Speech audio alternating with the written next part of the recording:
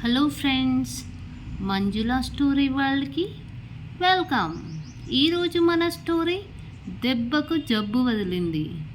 శాంతమ్మకు 3 కొడుకులు. తండ్రి లేని పిల్లలు కావడంతో కూలీ పనులకు వెళ్తూ వాళ్ళను కాస్త గారాబంగా పెంచిందామె. ఒక ఏడాది కరువు వల్ల పంటలన్నీ ఎండిపోయాయి. పనులేవి దొరక్క ఒక పూట గడవడం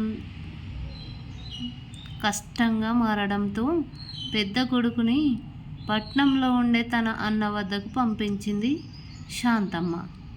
అన్న వదినలది ఇతరులకు ఉపకారం చేసే స్వభావం కాదని తెలిసినా తన కొడుకుని కాదంటారా అనుకుంది.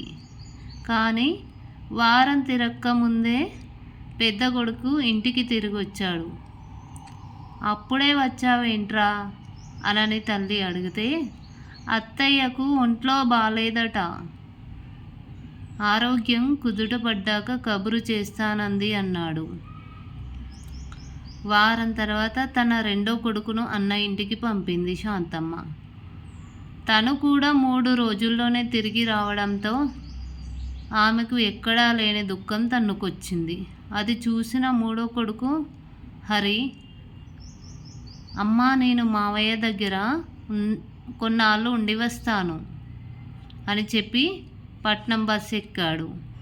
మామయ్య ఇంటి సమీపానికి వెళ్ళేసరికి అత్తయ్య తనని చూసి నిద్రపోయినట్లు నటించసాగింది. హరిని కుశల ప్రశ్నలు అడిగిన మామయ్య, చూడరా ఈ మధ్య మీ అత్తయ్య ఒంట్లో బాగుండటం లేదు అంటూ పొలం పని ఇంటి పని చూసుకోలేక సతమతమవుతున్నా అంటూ ఇంకా ఏదో చెప్పబోయాడు. మామయ్య మాటలకు హరి అడ్డుపడి, బాధపడకు మామయ్య, నువ్వు అంత కష్టపడుతూ ఉంటే చూస్తూ ఊరుకుంటానా? ఇప్పుడే మన ఊరు వెళ్ళి అమ్మను అన్నయ్యలను తీసుకొస్తా. అమ్మ వంట పని ఇంటి పని చూస్తుంది, మేం పొలం పనులు చూస్తాం, నువ్వు హాయిగా విశ్రాంతి తీసుకో అంటూ హరి తిరిగి బయలుదేరబోయాడు. మేనల్లుడిని తిప్పి పంపించాలనుకున్న తమ ఉపాయం బెడిసి కొట్టేసరికి నోరెళ్ళబెట్టాడు మావయ్య.